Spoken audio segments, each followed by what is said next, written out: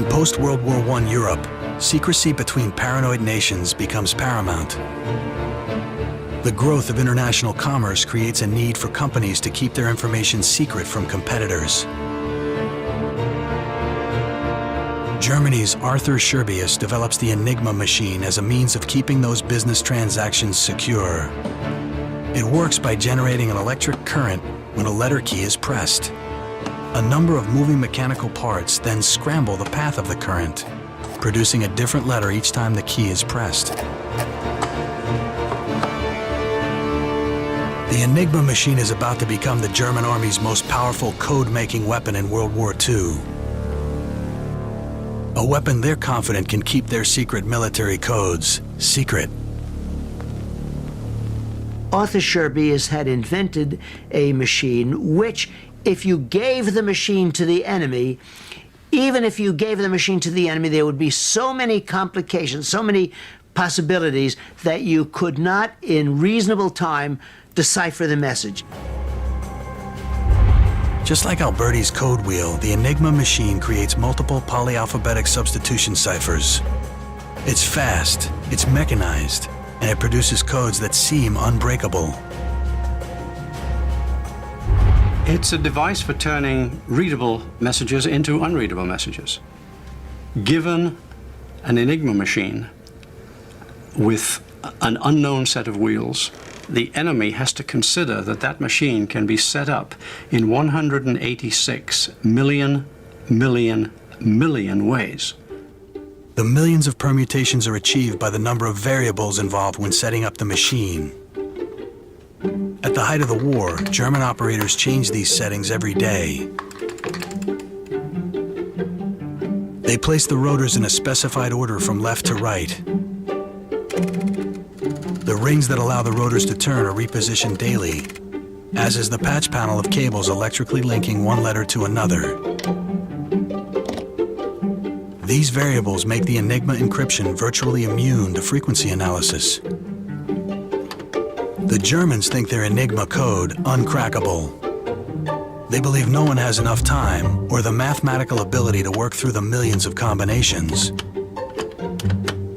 A coded message is created by typing the German plain text into the machine and then having the encrypted message transmitted via Morse code. With the outbreak of war in September 1939, Nazi-coded messages flood the radio airwaves.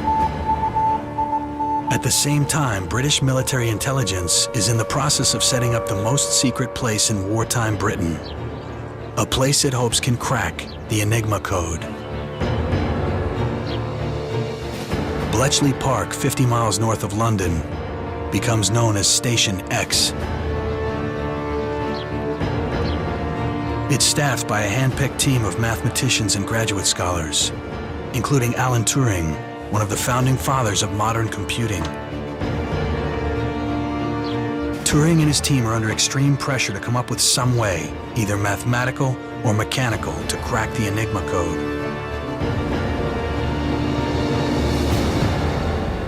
By 1940, fleets of German U-boats are sinking thousands of tons of Allied supply ships in the North Atlantic. The U-boats are receiving their orders by Enigma-coded radio messages. The U-boats in the North Atlantic were in constant coded communication with Germany, saying where these convoys were and arranging for groups of U-boats to come together to attack them. And all of those messages were encoded using Enigma machines. So cracking Enigma was the key to finding the U-boats and protecting the convoys.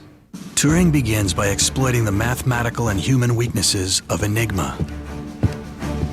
Because the machine cannot encrypt a letter as itself, Turing eliminates thousands of letter permutations.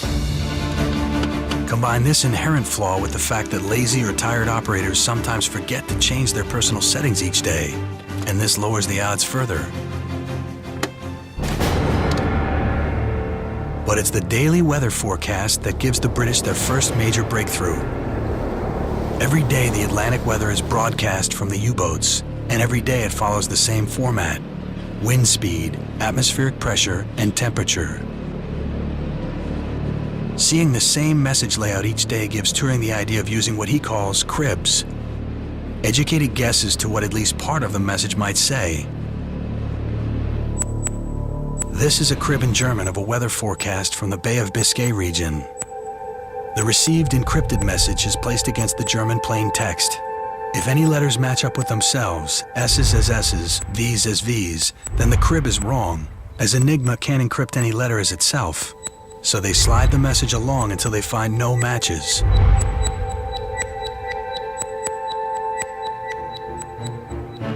The British now have clues as to what might be in the messages, but it's still too many man-hours to work through all of the permutations and decipher the many thousands of daily intercepts. So they develop a machine of their own to rival the Enigma, a device that attempts to reverse the encryption process of an Enigma machine, known as the bomb.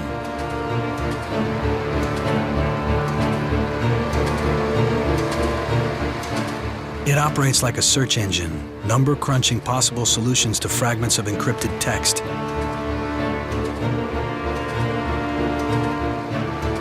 But can the Bletchley bomb crack the Enigma code before the German Navy wins the War of the Atlantic?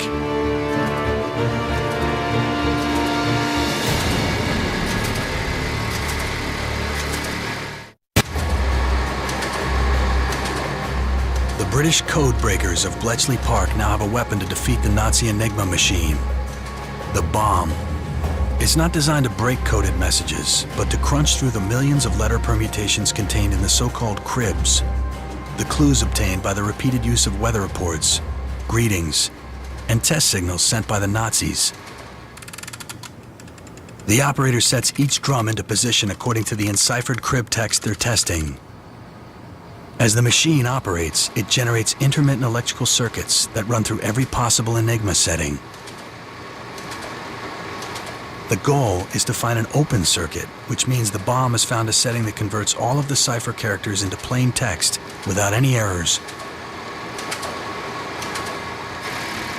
It's a hugely complicated device with nearly 12 miles of wiring and 97,000 carefully machined parts.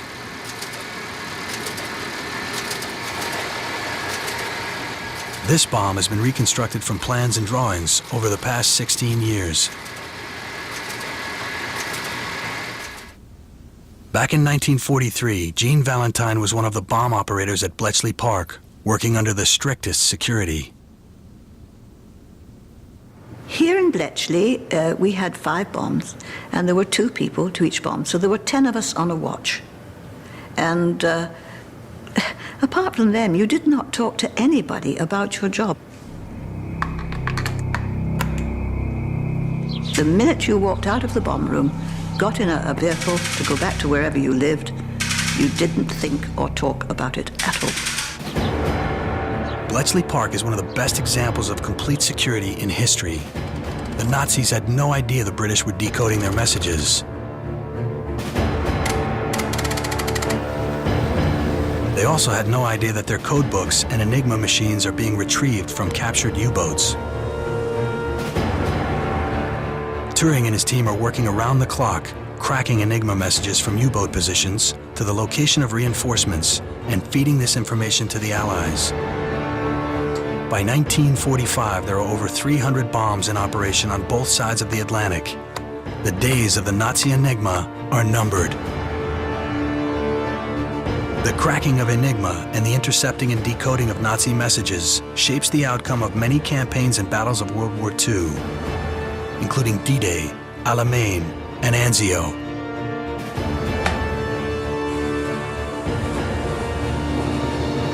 But it's perhaps the vital role of decoding the U-boat messages in the North Atlantic that saves the most lives.